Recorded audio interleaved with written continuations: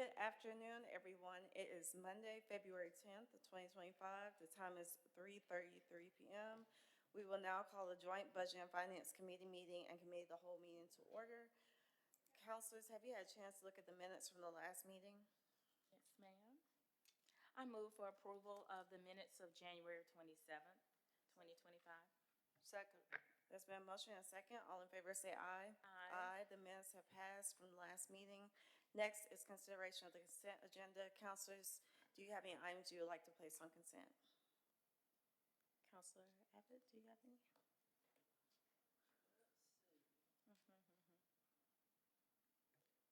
I would like to place the following items on consent: Yes. 6 and 7 on page 2, 9 and 10 on page 3, 11, 12, and 13 on page 4, and that's all we got. Okay. So those items are items 6 and 7 on page 2, items 9 and 10 on page 3, items 11, 12, and 13 on page 4. Okay. Madam Pro Tem, do you have any items? No, I agree with those. I second the motion. Okay, there's been a motion and a second. All in favor say aye. Aye. The consent agenda has passed. If your item was placed on consent, you can enjoy the rest of your afternoon. Otherwise, the first item is item number 4. This is an agreement with Rising West Princeton Corporation, under which Rising West Princeton will renovate the Rising West Princeton Community Center and provide a space for monthly neighborhood meetings and additional community-held events for 1 year. And the city shall pay them an amount not to exceed $10,000. Said funds shall come from District 8 discretionary funds. Move the item. Second. Okay, Connie? This item was placed on the agenda by District 8 office, and it's really just for the upkeep of the center, and they're trying to renovate their kitchen. Oh, okay, so the corporation, the Rising West Princeton Corporation, is that like a 501c3? Yes, yes, it is. Okay, yeah, I just wanted to hear about it because this is a community center and you'd think the city would have maintained the building rather than a private entity having to step in. Yes. But it is what it is. No, I just wanted to know what was going on. Okay, Madam Pro Tem? No questions, thank you. Okay. Was there a motion? Yes. Okay, there's been a motion and a second. All in favor say aye. Aye. The item has passed. Next item is item number 5. This is a joint funding agreement for water resources investigation with the U.S. Geological Survey, U.S. Department of the Interior, under which USGS will assist the city in maintaining a program for the continued operation and maintenance of the gauging stations, all with the continuous monitoring of water temperature and specific conductance to compute stream flow over the full range of flow conditions. USGS will contribute an amount of $41,710, and the city will contribute an amount of $75,240 for services performed during the period October 1st, 2024 through September 30th, 2025. Move the item. Second. Okay. Thank you, Madam Chair. We'll have Derica Cooper to come and speak on behalf of this item.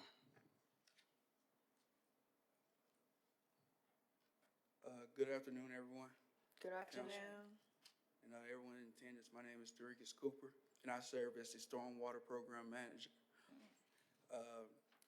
This is the contract that we do every year with USGS, and we have about 15 stations throughout the watersheds within Birmingham, and they are variations of some flow, water quality stations, and some weather stations where it has precipitation gauges. The city partners with USGS, and we pay about $41,000 of the contract, and we would like to continue to with that partnership. Okay. All right, Madam Pro Tem? Well, I didn't really have any questions because, as you said, this is a continuing contract. This is something we do. Just tell me, what's the frequency of this? Is it certain intervals you must do these samplings or do this testing? we get data from them like every minute. Those stations run all year long. Every minute we get data is continuous stations, is constantly giving us data readings, and by us being in partnership, it even give us entitlement to other stations and stuff around Birmingham and other data that the city's not even paying for. Okay, you said watersheds, and where's the other location? You said watersheds or? Yeah, they're in all the water, they're about 15 places throughout all 5 watersheds within the city. Okay, thank you. That's it for me. Okay, Counselor Abbott? Okay, so did you say 15 or 50? 15. 15. That's actually that's how we came up with the 41,000 that the city pays for. Okay, so I wanted to know why we're interested in water temperature, and I wanted to know what specific conductance is. The water, those will help us get the data for as our NPDES permit. When the temperature changes or even the specific conductivity, the conductance, when that changes, they'll let us know that it's some type of influence within the watershed, and that allows us to go out and investigate. As soon as those breach the benchmarks, we know that, hey, something's going on, something's impacting the water. So in all the water, if it's a certain temperature, if the temperature rises, it can impact the wildlife and fisheries and everything within the watershed. Okay, and tell me again what specific conductance is. It's the same thing, like as far as the temperature, and then specific, there's another parameter that we check for. It's just anything that's impacting within the watershed. Okay, that still doesn't tell me anything, but And that's not even the only parameter we use. There's a couple of them, and that's when we know that when that is almost like an energy thing. I can't remember exactly, to be honest, but it's like an energy impact that once it's over the benchmark, then it kind of messes with the flow of the water and gets harmful to the environment. okay, so do we also check for sedimentation and pollutants like oil and gasoline and dry cleaning fluid and things like that at these stations? No, we check for at those stations, the ones that does have it. It's not oil and grease. We don't check for oil and grease at those stations. But if oil and grease something that comes, we check for turbidity at some of the stations. So that if that happens, then we do get a ding as far as us to let us know that, hey, to go out and check it. And a lot of cities are moving towards the continuous monitoring stations as well. So by us using USGS, this allows us to be kind of ahead of the curve, and because we don't have that many employees to constantly be out there checking the water quality. So we like using the services of having those type of machines out there that does the water quality for us. Okay, so the U.S. Geological Survey, they pay about a third, and we pay a little over a third, and we pay more. So if we didn't pay our $95,000, would the U.S. Geological Survey still be checking the water, or do they do this for us as a favor to make sure we do it?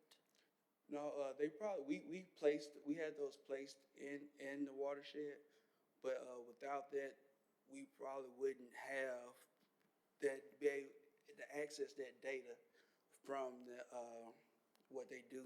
And I think we only paid the 41,000. Well, that's not what this says. This says we pay 95 and they pay 41. Is that an error?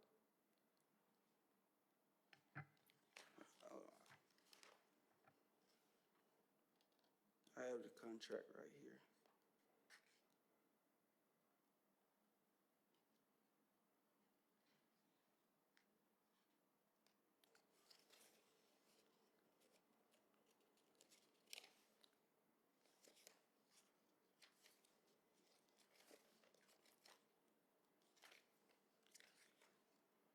I had to check. Yeah, maybe a mistake. Yeah, we do pay the 90. I'm sorry, 95. Okay. 95. Okay, but this is required, all this work that we're doing, the gauging stations, is so that we can, it's a federal requirement that we have to file for a, what was it, did you say, an NPE, an NP? NPDES, that's the MS4 permit that the city has for, stormwater management. So we have to do it. We don't have to do it this way, but we prefer doing this way just so we can have the data. Well, I'm glad we're doing it. I want clean water and I hate pollution, but I just wanted to understand how it worked. Thank you. Thank y'all. And Counselor, we'll be able to provide some of this information in written format for everyone that's on this committee. So we'll get that to you in short order, and I'll get it from our PEP team, our stormwater team specifically, and share it with the entire council, Okay, just for perfect. clarity and Thank you. understanding you. purposes. Good, thank you very much. You're welcome. Okay. Yeah, I don't have anything else, okay. Well, there's been a motion and a second. All in favor say aye. Aye, that item passes. Thank you. Next item is item number 8. This is for the city to apply for a grant with the Coalition for Green Capital for grant funding from the Municipal Investment Fund, a $5 billion capitalization grant under the National Clean Investment Fund from the U.S. Environmental Protection Agency for technical assistance to explore solar power deployment in the city, with the total grant award not to exceed $250,000 with no matching funds required by the city. Second. Yes, we have Thomas Yule who will speak to this item. Hi, good afternoon, councilors. My name is Thomas Yule. I serve as Deputy Director in the Mayor's Office of Resilience and Sustainability. We're here to seek approval to apply for, as you said, the Coalition for Green Capital's Municipal Investment Fund.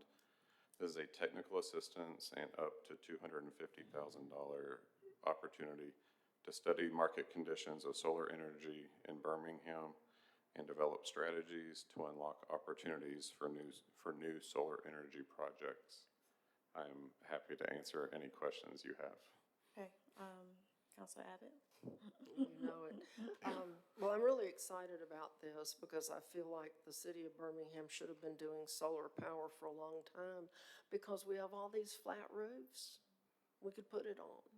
So is this an investigation of solar power for us to use on city-owned properties, or is this just to investigate to see if the sun shines enough in Birmingham, Alabama to make solar worthwhile? Sure. So it's more focused on the funding and financing opportunities around solar projects. However, there will be a feasibility component of, just broadly solar in the city of Birmingham, like geographically the city. However, there's no reason the city of Birmingham as an entity could not use that to better understand solar opportunities within city facilities. Yeah, well, we have lots of them. Now, the magical question. The EPA, is it on the hit list for President, what's his name? Elon Musk? So this is an open grant opportunity and we are going to pursue it. As long as we can. Yes, ma'am. Yeah, because it really worries me what's going on, and, the environment is always under attack. But I guess if we don't apply, we don't have any chance of getting it. That's right. Okay, well, that I assumed that, but I thought I'd ask anyway. That way I don't have to ask at the city council meeting. Thank you. Yes, ma'am. Okay, Madam Pro Tem? Thank you. I am excited to see any movement on something like this. And do you have any particular areas that you'll be looking at, or an idea of where you might want to study? No, ma'am. We want to understand more broadly the financing opportunities. There may be a special interest in looking at brownfields, using those as solar fields. That makes sense. I expect that to be one component of this study. However, we're not looking at like building X, Y, or Z. We want to know exactly what would happen if solar happened there. Okay, I like that. I never thought about the opportunity for brownfields, and that might be an option. And again, we don't have to match or we don't have to put anything up. The 250 would come straight to us. Correct. All right, thank you. That's it for me. Well, I think Councilor Abbott took my question about what's going on with the federal grants and the freeze and the unfreeze and the cutting of funds. So hopefully, we'll be able to use this money if we're awarded it. Yeah, I thought of something else while you were talking about brownfields. Doesn't the state of Alabama have a law that people have to pay Alabama Power to have solar to be allowed to have it or use it? There's a solar surcharge if you mix solar, on-site solar with grid energy. If you mix it. Yes, ma'am. But if you just put solar all over your house and don't connect to their power, then you're home free. Correct. Wow. Interesting. Do- You have another question? Are homeowners allowed to sell the excess power they make back to Alabama Power? That's called net metering. I don't believe that exists in our market. Probably not. That's all my questions. Thank you. Thank you. Madam Pro Tem, did you have anything? Okay, I don't have anything else. Okay. I think there was a motion and a second. All in favor say aye. Aye. That item passes. Okay, that was the last item. We don't have any old or new business. The next Budget and Finance Committee meeting will be on Monday, February 24th at 3:30 PM. Is there a motion for adjournment? I move that we adjourn. All in favor say aye. Aye. Thank you, guys.